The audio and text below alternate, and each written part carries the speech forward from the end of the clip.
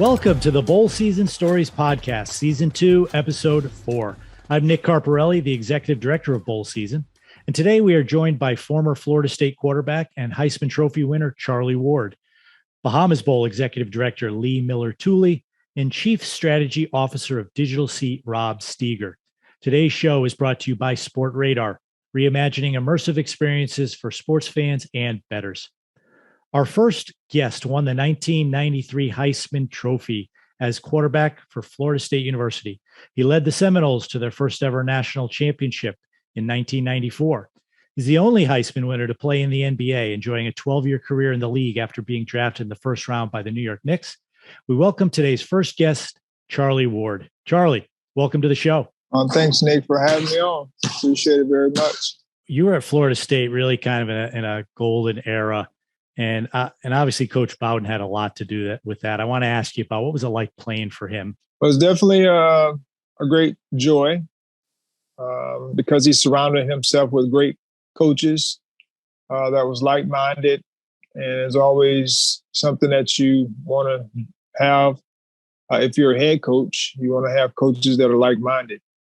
And so it was just, when you start talking about the cream of the crop, as far as coaches, but more importantly, just the stability that we had as a unit. For my 5 years, for 4 of those years, I had the same coach as a position coach. And for 5 of those years, I had the same running back coach, the same wide receiver coach, the same tight end coach. The offensive coordinators kind of changed. Coach Bowden, Coach Brad Scott, and Coach Mark Rick. They were all kind of there together. But the stability was something that I always admired when it came down to our coaches. And, that was one of the reasons why we were successful. Yeah, you don't see that kind of continuity nowadays, and no, that could be why some teams struggle for sure. Well, that national championship game was obviously a unique experience, but most players don't get an opportunity to play for a national championship, so they really look forward to the bowl game experience. And you've had, you've had those as well. So let's talk about bowl games. You're including your redshirt freshman year, your true freshman year. You were part of 5 bowl games. Interestingly, you played Nebraska in 3 of them. Right. We talked about the back-to-back Orange Bowl, your true freshman year. You guys also played them in the Fiesta Bowl. And then you also played 3 of them in Miami. Again, the 2 Orange Bowls, as well as the Blockbuster Bowl against Penn State in 1990. So in general, tell us about the bowl experience, what it was like at that age to spend a week in Miami, Phoenix. You went to a Cotton Bowl in Dallas with your teammates. What was that like? Well, most of them, outside of the last 2, I was in and out. Not last 2, but my freshman year and my junior and senior year. The 2 years in between, I was in and out because I was playing basketball during bowl prep time and then bowl season. So, but those experiences were always fun. You got an opportunity to be with your teammates, 1, and 2, you get an opportunity to do different things while you're there, as a group.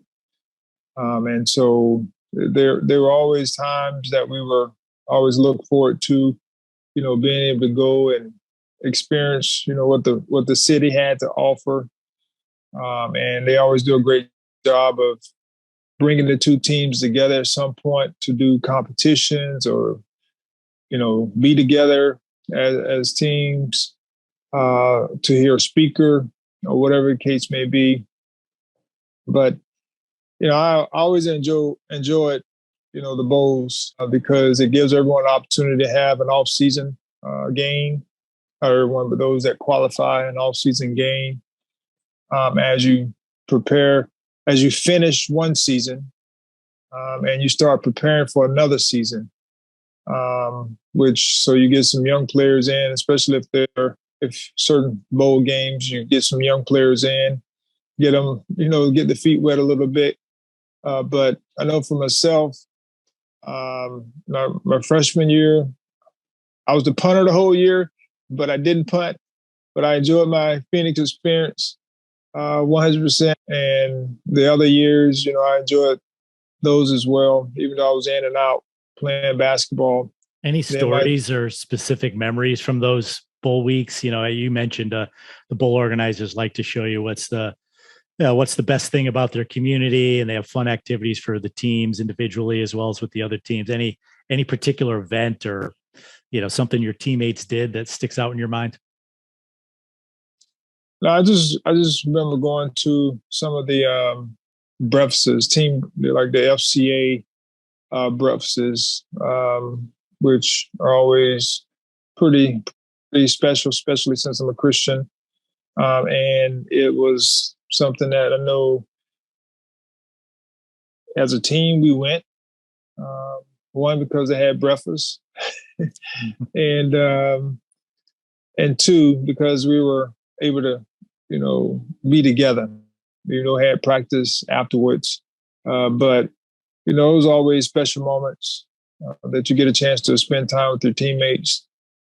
And I do remember there was a bull ride when we were in Phoenix.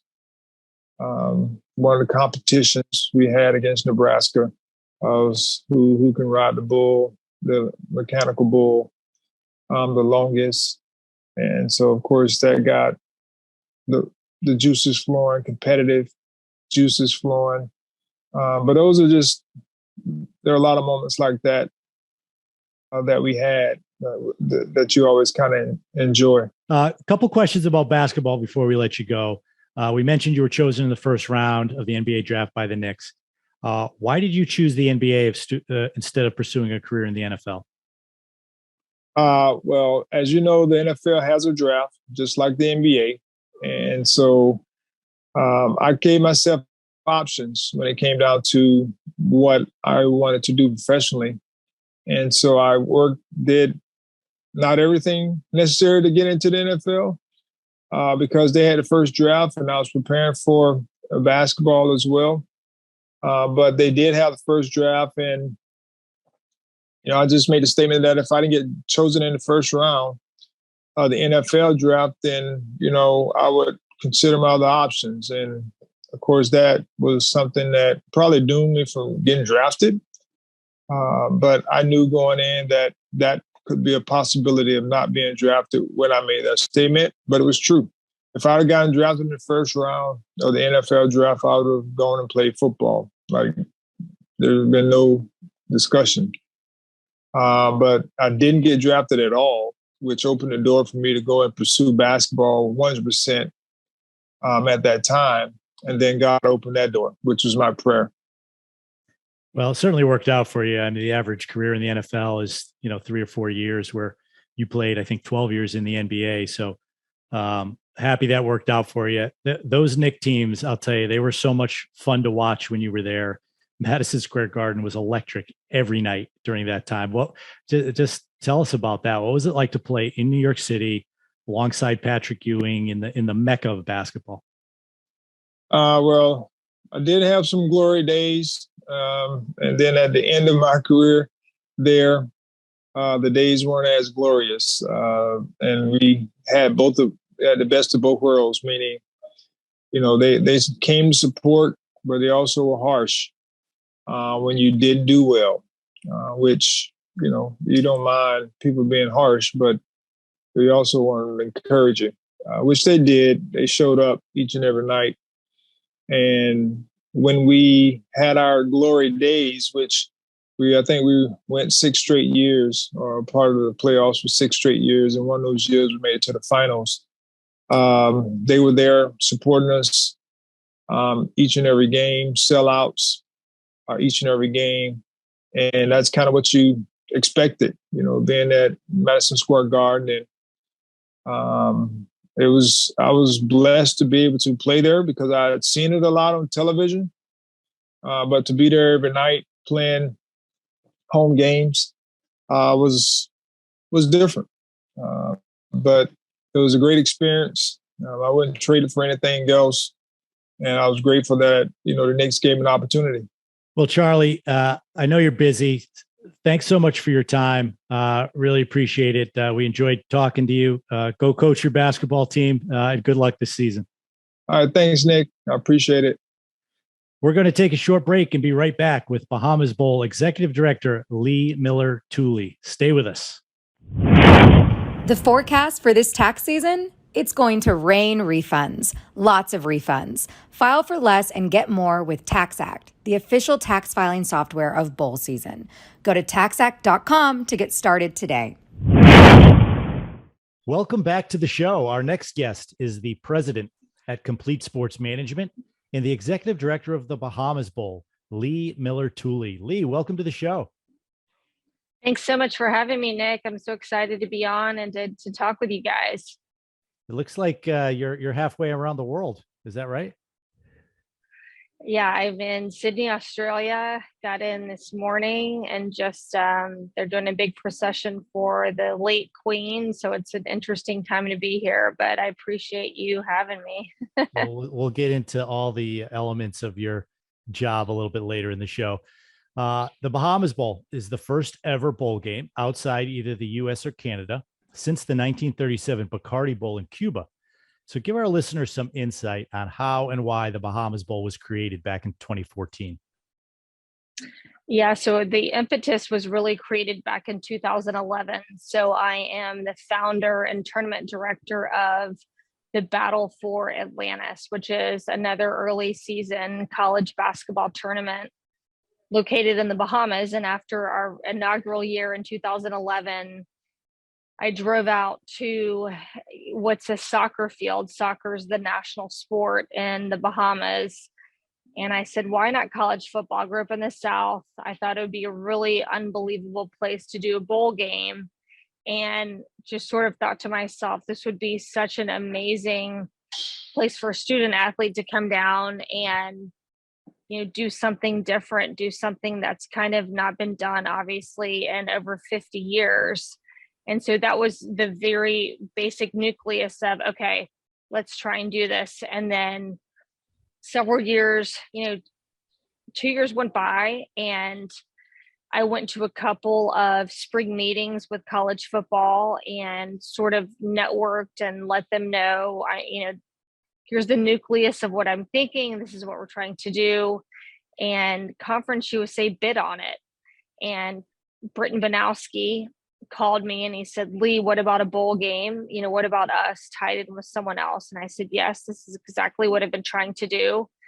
And he came down with John Steinbrecher and we just sort of formed a pack, if you will, of, okay, we're going to do this. Let's figure it out. And that was sort of the beginning of what's now been the longest running international bowl game in the history of college football postseason. That's really cool. You touched on this. This bowl offers a destination that many athletes only dream of going to. We all know there's a football game played, but what else does the Bahamas Bowl experience look like for the players who participate and the fans who attend? I mean, it's opening a passport and getting a passport stamp. A lot of these players, coaches, family members, presidents of universities, it's either their first passport stamp or their last passport stamp, first and last in some instances.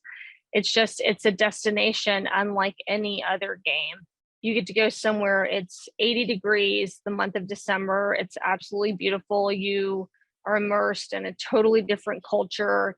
You get to experience first-class resort hospitality. So many games have to create situations where, what are these players going to do today? Or, what kind of hospitality do we have? Like ours is, we're in a very beautiful position where we don't have to do that. It's created for us because it's such a beautiful and unique place. Do you have a favorite memory from the Bahamas Bowl thus far? I have a lot of memories. Too many to count? I have a lot of memories. I think, anytime you create something from scratch, something new, something in a country that's never been done before, there's a lot of hard work. There's a lot of painstaking things that go into it. Our inaugural year, we had Central Michigan and Western Kentucky, and Western Kentucky was annihilating Central Michigan and putting out a lot of fires. It was a crazy, crazy game. But the fourth quarter, I looked up and I'm like, oh my God, this is actually like it's Central Michigan's coming back. Long story short, the last play of the game, there was 3 triple laterals. It was the craziest play maybe in the history of college football. And we ended up getting nominated for an ESPY. And we had Popeyes as our inaugural title sponsor, which because of that, they ended up opening 3 of the most successful franchises all over the world from this game. And I got to walk the red carpet with these kids from Central Michigan because of this lateral play. It was one of those things that was just like, it was hell at the time. There was so much work that went into it, but it was truly rewarded by ESPN for kind of everything that went into it. So that was a really unique memory. I never knew that story, Lee. Something that could have never happened had that opportunity for that bowl game never been created. Correct. You mentioned 2010. I think that's roughly when we met, you and I, about 12 years ago. I was at the Big East, and you had, that big idea you mentioned to start a basketball tournament in the Bahamas and call it the Battle for Atlantis, which is still going strong. Tell us a little bit more about how that idea came about and how it's evolved over the years. Yeah, so I was living in New York City. I was working at IMG, which was at the time one of the largest sports agencies in the world. And I played tennis with at the time, the chief financial officer of the Atlantis. And he brought me aside and kind of off the record said, Lee, look, Michael Jordan's golf tournament was not going to get renewed. It was 10 years, had kind of run its course. We need something to take its place. So he connected me with the CEO of the Atlantis. And I'm a huge college basketball fan. I was born and raised in the South. I played tennis at Wake Forest and Georgia Tech. So I grew up college basketball. So I immediately pitched college basketball. And so super long story short, I left my company. I left IMG. I went to start my own business, and I wanted to form Battle for Atlantis. Well, the country of the Bahamas was not an exempt territory in a specific bylaw within the NCAA. So long story short, I had to change an entire bylaw for the Bahamas to be added into what's called an exempt bylaw so that they had status to create a multiple team event. So through that, we've sort of built, one of, if not the most prestigious men's college basketball tournament in college basketball, as well as women's in the early season in the November timeframe. So it was just, my first year I had UConn, which was I stalked Jim Calhoun. I went to over 20 UConn basketball games and, begged him to play in our inaugural year. And I had UNC Asheville and Central Florida. And then the next year I had Duke and Louisville and Memphis and VCU. And it sort of steamrolled from there, but it was a labor of love and one that, I believed in, the Atlantis believed in, the Bahamas believed in. And through that, that's really how we ever had a shot to create the Bahamas Bowl. And since then, you've done so much for building an international fan base in college sports. I know in addition to your work in the Bahamas, you also coordinate foreign tours for various college basketball programs during the summer. You're very busy this summer. Tell us about those experiences and what you like most about them. Yeah, no, it's we're all over the world. This summer we launched it with Auburn in Israel. So we had the first Power 5 team in Israel, got to bring Bruce Pearl. We had 3 games on the SEC network, went into Palestine. We were in Jerusalem. We were in Tel Aviv, played the Israeli national team. From there, I took LeBron James, his kids, to London, Paris, and Rome. We had Sierra Canyon, also 3 games on ESPN and ESPN2. We had Virginia and Italy. We had Michigan and Greece. We had Ohio State and the Bahamas. We had 21 teams that we worked with. It's just been, most of our business is around the world, but I'll bring it back to the Bahamas, where that was the impetus of Battle for Atlantis, and then the Bahamas Bowl, and then kind of launching my foreign tour business with Kentucky on ESPN and the Bahamas. And then just, I travel the world with my husband for a living for both of our businesses. And so getting into the foreign tour space and just curating once in a lifetime experiences for coaches, athletes, and also, creating content that media respects and wants and needs.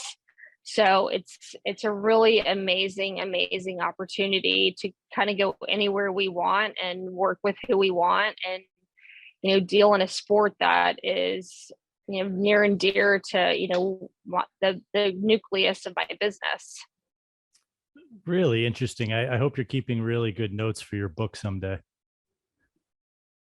Well, there's a lot of proprietary information that I'll never be able to share, but it's pretty interesting. Yeah. All right. I get it.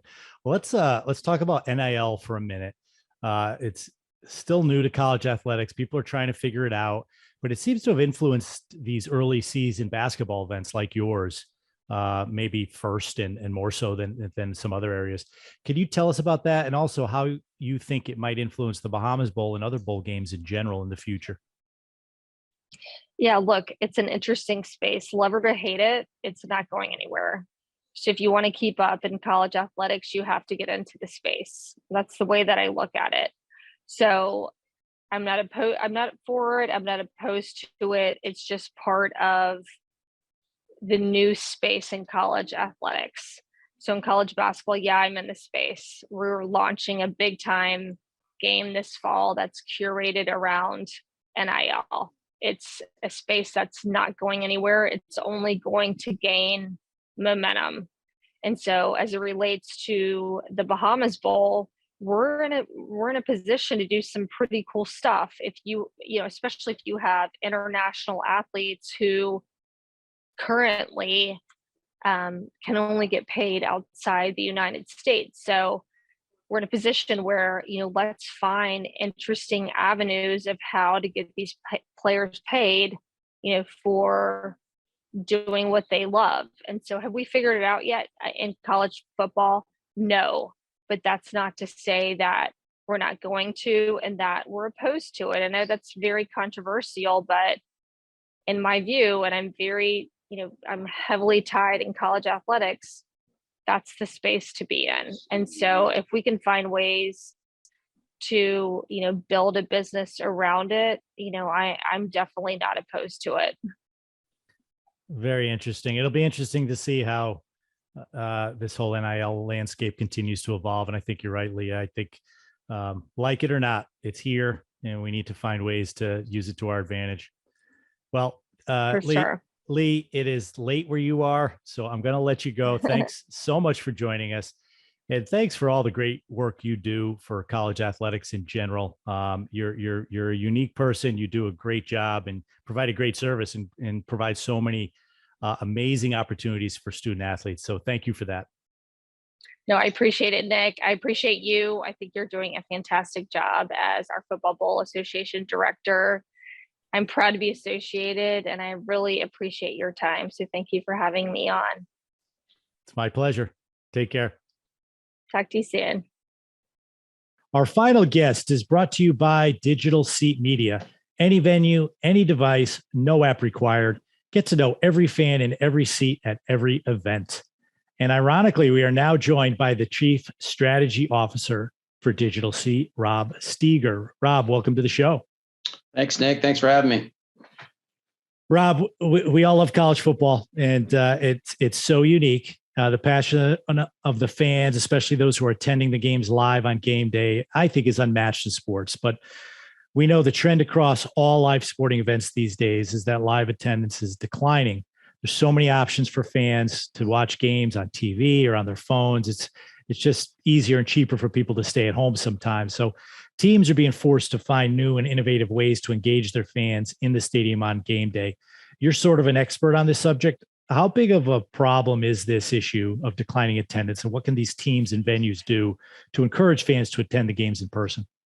Yeah, I definitely think it's something they have squarely on their radar screen for sure. So it's a problem not just this year, but it's been happening over the course of many years. So the way you do it is simply you improve the experience, and that can be done a variety of ways. You can do it by creating new seating options, new luxury amenities, things like that. Also, things like just better amenities in general in terms of technology, and trying to enable technology to support the type of experience that people have in their daily lives. So I think anytime you can kind of leverage, and you mentioned it, college football has that sort of inherent level of community and that just level of fandom that you're getting together to experience something. Well, technology can be a part of that, as well as I mentioned things like the, enhanced seating assets for certain people who don't want to just sit, with the masses, I guess, sit in the bowl. But technology can facilitate that type of community. And there's lots of ways technology can play a role in that as well. Well, Digital C is a mobile web-based platform that provides interactive fan engagement at live events by allowing fans to simply scan a QR code located directly on the armrest of their seat or on the video board. Tell us how that works and where this idea came from. Yeah, so essentially, the idea of the tags in the stadium came from our founder, Cameron Fowler. He was I think he's described it as at a Chicago Cubs game years ago, and he's not from Chicago. We're located in Fort Worth, Texas, and he wanted to be able to, order a beer and get merchandise and things like that, but he wanted it to be more convenient. Didn't want to miss out on the game and things like that. So his experience is in technology and facial recognition and things like that. So he kind of worked through the issue of QR codes and kind of said, like, look, when he conceived of this, and I don't know the exact year, but let's say 2016, 2017, the technology wasn't quite there. It wasn't readily available on your phone. You had to download a separate app for QR codes, things like that. So things have happened since then that enabled QR codes to become more prevalent. Probably the most prevalent thing happening to kind of make them in the mainstream was unfortunately the pandemic, which affected everybody. But QR codes have become a lot more mainstream. People see them, they know what to do with them. You scan them. That's where it kind of came from. And in terms of digital seat and how we work, you kind of described it. There's a small tag, probably no bigger than a fob you may have for your local grocery store or something, that affixes to the seat on the armrest. You scan that tag, it launches what we call a progressive web app that is mobile based, or a fan portal. And on that, we program in modules. So think about it as separate pieces of content. It's a very simple and visual sort of orientation. You can kind of vertically scroll up and down and see the different modules, which can run the gamut from things like checking the rosters, checking live stats, offers from, being able to facilitate concessions or merchandise orders, and gaming and AR experiences that we facilitate. It's all dynamically created and programmed specifically for the game, but it's literally right there at your fingertips, and it works in low bandwidth environments. So yes, you need some level of connectivity, be it Wi-Fi or cellular, but it's very easy and very visual, very easy to kind of administrate and kind of get to the content you want, and puts that content in your fans' hands very easily without having to download an app. Who are some of the teams you've worked with, and do you have any success stories to share? Yeah, sure. So the ones that kind of resonate, obviously this past year, we did the Fiesta Bowl for the first time. And that was phenomenal. We had over 55,000 engagements at the Fiesta Bowl with about a 42% scan rate that we did there through the QR codes that we did. We didn't do physically tag the seats, but we actually put it on the Jumbotron, and they did some really nice leave behinds and some seat drops and sorts of collateral, and had fantastic results there. Another one that jumps to mind is things we've done. Oklahoma City Thunder is one of our partners in the NBA, and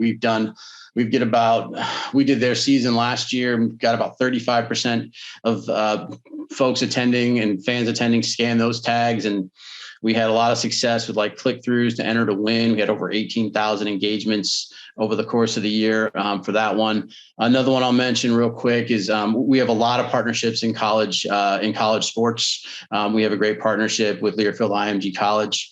Something we did with Baylor University for football last year was we did this program that was a section battle. So we basically prompted people on the Jumbotron in sections, in these 3 separate sections, to scan their digital seat tags, and whoever scanned the most tags in a set period of time won a free, sort of coupon to get a free Whataburger. So, I mean, that's just, there's many more, but those are the ones that jump out, quickly in terms of like success, but engaging fans, making it easy. I mean, all these things are what Digital Seat can provide.